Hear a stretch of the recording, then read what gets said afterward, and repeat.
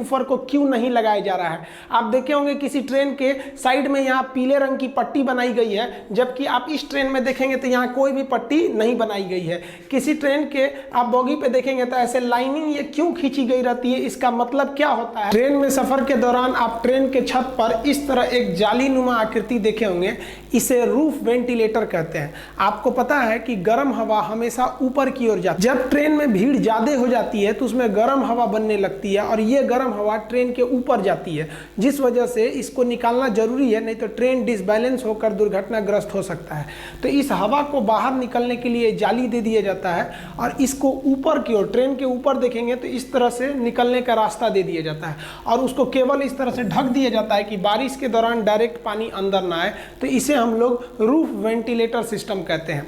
आप एक और चीज देखे होंगे कि ट्रेन के पंखे या बल्ब आपके घर में बिजली से नहीं चल सकते हैं। इसका सबसे बड़ा रीजन क्या है कि पहले लोग ट्रेन की लाइट पंखे चोरी करके लेके चले जाते थे, तो रेलवे ने दिमाग लगाया। रेलवे ने कहा कि लोगों को घर में या तो 220 वोल्ट की एसी करंट रहती है और लाइट कट जाती है तो लोग डीसी चलाते हैं, तो डीसी अमूमन 12 वोल्ट का रहता है। मीडियम लेवल की कोई भी मशीन 24 वोल्ट की बड़ी चीजें रहती हैं और 5 वोल्ट के छोटे छोटे खिलौने वगैरह रहते हैं।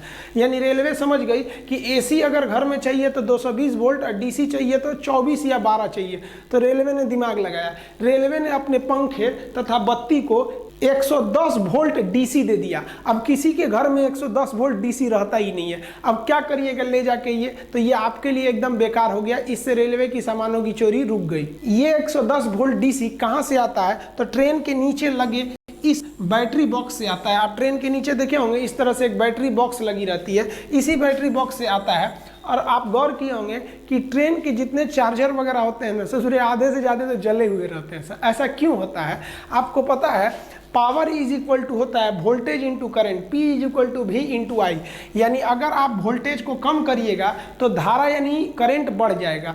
अब ट्रेन में 110 वोल्ट रहता है और घर में 220 वोल्ट, यानी ट्रेन का वोल्टेज कम है, तो वोल्टेज कम होने से उसमें धारा बढ़ जाती है। इस वजह से तार के जलने की समस्या ज़्यादा बढ़ जाती है। इसलिए आप देखेंगे ट्रेनों में लिखा रहता है कि रात 10 बजे से सुबह 6 बजे तक मोबाइल इत्यादि को चार्ज में न लगाएं। ऐसा इसलिए लिखा जाता है कि चार्ज में लगाकर अगर आप सो गए हैं तो ज़्यादा देर तक उसमें सप्लाई